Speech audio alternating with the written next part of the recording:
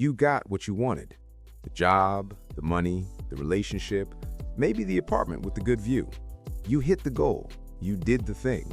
And for a moment, maybe a few hours, maybe a whole day, it felt real. Then something quiet happened. The feeling started to drain, like water through your hands. And you looked around at everything you built, everything you earned, and thought, is this it? You didn't say it out loud, because who says that? Who gets everything they worked for and then feels empty? You kept moving, set a new goal, told yourself you just needed the next thing, the promotion, the number in the account, the next milestone, and maybe the happiness would stick that time. It didn't. And somewhere in the back of your mind, a question started forming that you've been too afraid to ask directly. What's wrong with me? Nothing. Absolutely nothing. What you've been experiencing has a name. It has a mechanism. It has decades of research behind it. And the reason nobody talks about it honestly is because the honest answer is uncomfortable for a society that runs entirely on achievement. This is about why success doesn't feel the way you were promised it would, and what's actually happening inside your brain when it doesn't. There's a concept in psychology called the hedonic treadmill. It was first described by researchers Brickman and Campbell back in 1971, and what they found changed the way psychologists understand human happiness forever. The basic idea is this: your brain has a happiness set point, a baseline. No matter what happens to you, good or bad, you will eventually return to that baseline. You win the lottery, you feel incredible for a while, then you drift back.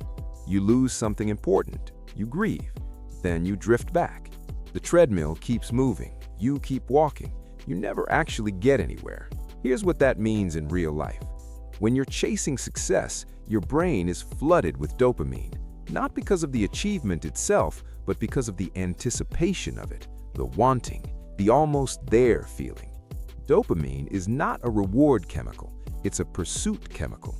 It makes you chase. It was designed to keep you moving, not to make you rest. So the moment you arrive, the moment the goal becomes real, the dopamine drops because the chase is over, and your nervous system, which was firing on all cylinders, suddenly goes quiet. That quiet doesn't feel like peace, it feels like loss. You interpret that loss as failure, as proof that you chose the wrong goal. So you pick a new one, and the cycle starts again. Now here's where it gets personal. This pattern doesn't start in adulthood. For most people, it starts in childhood, in environments where love, safety, or approval felt conditional, where you had to earn the good feeling, where doing well in school, being the responsible one, achieving, that's what made the adults around you smile. That's what made you feel safe. Your nervous system learned something early. Stillness is dangerous. Achievement is protection. So you wired yourself for the chase, not because you're greedy or shallow, but because somewhere in your development, stopping meant risk. Moving forward meant safety. The treadmill wasn't a choice, it was a coping mechanism. And coping mechanisms are loyal. They follow you into adulthood, into your career, into your relationships, into every quiet Sunday afternoon when you sit down and suddenly feel the urge to do something productive, even when your body is exhausted. Here's the part most people get wrong about this. They think the answer is to stop wanting, to lower expectations, to practice gratitude until the emptiness goes away. That's not wrong exactly, but it misses the real mechanism. The research, particularly work done by psychologist Sonia Lubomirsky at UC Riverside, shows that only about 10% of your happiness comes from life circumstances, your salary, your relationship status, where you live, the goals you hit. Just 10%. About 50% is genetic baseline, that set point we talked about, inherited, stable. But 40%, a full 40%, comes from intentional activity. Not achievements, activity. The way you process daily experience, the meaning you assign to small moments, the quality of your attention. That 40% is where your actual life is happening. And most high achievers have never learned to live there because they've been trained to live entirely inside the 10%. The counterintuitive part is this: success can actually work against happiness if it becomes the only language you speak. Because the skills that make you successful, discipline, delayed gratification, pushing through discomfort, those same skills can make you incapable of receiving your own life. You become so good at enduring the present in pursuit of the future that when the future arrives, you endure that too. The cost is invisible. You look fine from the outside. You are fine, technically, but there's a quiet disconnection between what you're experiencing and what you're feeling, between the life you're building and the life you're actually living. That disconnection is not a character flaw, it's a pattern, and patterns can shift. You are not broken.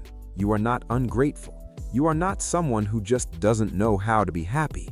You are someone whose nervous system learned to find safety in movement, and now you're trying to find something that requires stillness. That's not a personal failure. That's just biology meeting biography. The version of you that chased everything this hard, that person kept you alive, kept you functional, got you here. There's nothing wrong with that person, but that person was built for survival, and you're trying to build something beyond survival now. Here's one mental shift that actually creates change. Stop asking, "What do I want next?" and start asking, "What am I feeling right now?" Not as a journaling exercise, not as a mindfulness performance, but as a real practice of pausing for 30 seconds, for 1 minute, and actually noticing what's present before moving to what's next. Your brain was trained to skip that step entirely. The gap between achieving and moving on is where your actual emotional life lives, and you've been sprinting past it years. You don't have to slow down everything. Just slow down that one moment, the moment after. Let it land. Let yourself feel it, the real version, not the Instagram version.